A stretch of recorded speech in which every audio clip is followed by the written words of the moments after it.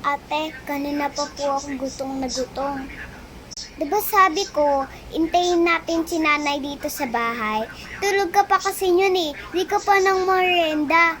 Kami nga nagmerienda na niya kami. Ikaw, hindi pa. Ate, pasensya na po. Kasi po, ang dami po namin ginawang sa school. Puwet na puwet po ako. Dahil nahihirapan po ako sa mga project namin. At saka nahihirapan ako. May subjects pa kami, ang hirap. Tumigil ka nga dyan, matulog ka na ulit doon. Kanina ka patulog eh. Mga anak, ito na yung ulam. Oh, bakit buto na? Wala nang katawan. Tignan mo naman yung, di ba sabi ko bantayan mo yung kapatid mo? Tignan mo naging buto-buto na. Yung katawan, nasan yung katawan mo? Kanina pa po ako gutong na gutong eh. Di po ako pinapakain ni ate. Nay, kanina ko pa sinasabi sa kanya na kumain na siya. Tapos hindi pa din siya kumakain kanina eh. Kaya, tignan mo yung itsura niya. Ang pangat na ng katawan niya. Ate, ano nang nangyari sa akin? Bakit ako umiiyak ng kulay red? Ano to? Dugo ba to?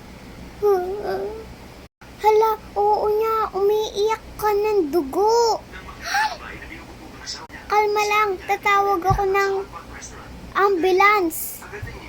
Lo, tulungan niyo po yung anak ko. Ano, umiiyak po siya ng dugo. Opo. Ano nangyari sa doktor? Ano Anak, tingnan mo naman yung nangyari sa'yo. Bakit po, Mami? Ano po nangyari sa akin? Ano po to? Hindi ko po matanggal. Ito ang totoong doktor. Huwag po kayo mag-alala. Ano ba yan? Nakuha na yung ano mo.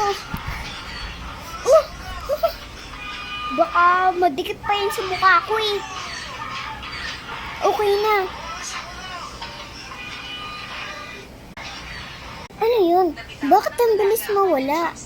Di ba kakapunta yung dito? Yay! Bumalik na ako! Yay!